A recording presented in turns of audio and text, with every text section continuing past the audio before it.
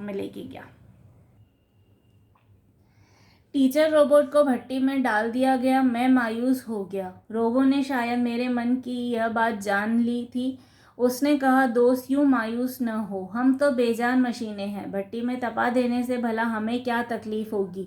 यहाँ तो कायदा है, एक रोबोट बेकार हुआ तो तुरंत उसे गला डाला गया और उसकी जगह पर दूसरा तैनात। हमारी बात खत्म भी न हुई थी कि सामने से हूबहू टीचर रोबोट की तरह दूसरा रोबोट आता दिखाई पड़ा।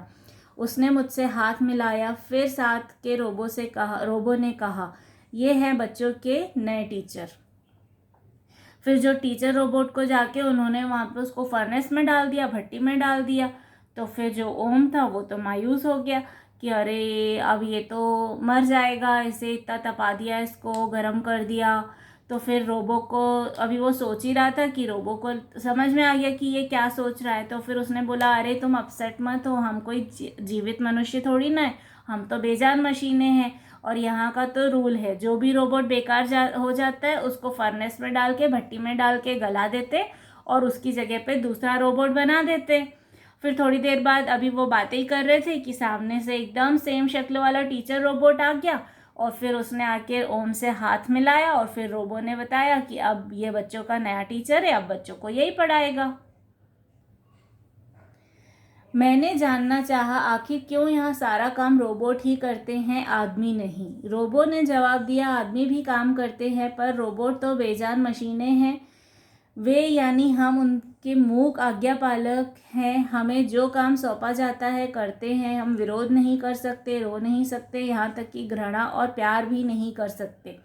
इसलिए यहाँ के आदमियों को हम पर ज़्यादा भरोसा है। और एक बात यह भी है तो है, जहाँ हम बेकार हुए वह हमें तुरंत नष्ट कर डाला। ना कोई रोना धोना, ना कोई रिश्ता।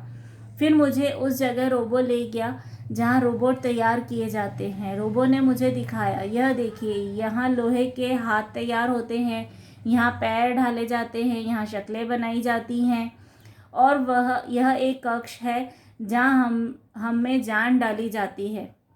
अर्थात जिस रोबोट से जैसा काम लेना होता है उसके सारे अंगों को जोड़कर शारीरिक ढांचा तैयार करने के बाद उनके अंदरूनी हिस्सों में संकेत भर दिए जाते हैं और देखते ही देखते रोबोट जिंदा हो उठता है, यानी काम करने लग जाता है।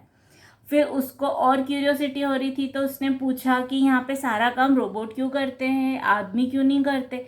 तो रोबो ने बताया कि एक तो रोबो जो हैं उनका थॉट प्रोसेस होता नहीं है, वो किसी से प्यार नहीं करते, किसी से हेट नहीं करते, और जो भी उनको इंस्ट्रक्शंस दिए जाते हैं वो चुपचाप फॉलो करते हैं। वो थकते नहीं हैं, वो बोर नहीं होते हैं, क्योंकि वो तो सिर्फ एक मशीन है, उनकी फीलिंग्स नहीं होती। तो इसीलिए आदमी जो उन पे ज़्यादा भरोसा करते हैं, इंसान उन पे ज़्यादा भरोसा करते हैं। और दूसरी बात ये भी है कि अगर कोई रोबोट ख़राब हो गया तो उसको भट्टी में डाल के दूसरा बना लिया जाता है। उससे कोई इमोशनल अटैचमेंट नहीं होता, तो इसलिए कोई रोना धोना भी नहीं होता उनके वेस्ट होने का, उनके चले जाने का, किसी को कोई दुख तकलीफ भी नहीं होता। फिर वो उसको ना अपनी वर्कशॉप में लेके गया जहाँ पे सब रोबोट्स बनाए जाते हैं। फिर वो सब बताने लगा कि देखो, यहाँ पे हाथ बनाए जाते हैं, यहाँ पे पैर बनाए जाते हैं, यहाँ पे फेस बनाया जाता है, फिर यहाँ पे सबको असेंबल किया जाता है, यहाँ पे कोडिंग की जाती है और फिर रोबोट्स तैयार हो जाते हैं। रोबोट ने एक बात और बताई, वह यह कि यहाँ का नियंत्रण कक्ष बहुत ही वैज्ञानिक है। कहाँ क्या हो रहा है उसे उसकी तत्काल खबर हो जाती है। उसने मुझे याद दिलाया कि अभी अभी जब टीचर रोबोट बेकार हो गया था तो उसके स्थान पर दूसरा टीचर नियंत्रण कक्ष के आदेश से ही तैयार किया गया था। कल से उसी प्रकार वह कक्षाएं लेगा। फिर रोबोट ने उसको एक और बात बताई कि यहाँ का जो कंट्रोल रूम है वो बहुत ही एडवांस्ड है, बहुत साइंटिफिक वे में बना हुआ है। जहाँ भी जो भी होता है उसको फौरन पता चल जाता है। अब जैसे वो टीचर रोबोट बेकार हुआ था और ये टीचर रोबोट इसने नया बना भी दिया, क्योंकि कंट्रोल रूम को पता था कि अब क्या बनाना है। मैं बच्चों से और वहाँ के आदमियों से मिलना और बातें करना चाहता था, लेकिन उसने कहा कभी फिर सही। उसे न जाने क्या सूझा कि उसने तेजी से मुड़कर मुझसे कहा, आओ तुम्हारी धरती पर सवेरा न हो जाए, तुम्हें छोड़ आए। तो वो अभी और सब लोगों से मिलना चाहता था और लोगों के बारे में जानना चाहता था, लेकिन फिर वो रोबोट ने बोला कि नहीं तुम्हारी धरती पे तो मॉर्निंग होने वाली है, चलो मैं तुमको छोड़ कर आता हूँ। मैं फिर यान में बैठा धरती पर वापस आ रहा था। मुझे उतार कर रोबो ने हाथ मिलाया। मैंने उसके प्रति कृतज्ञता ज्ञापित की और कहा कि फिर मिलेंगे दोस्त रोबो।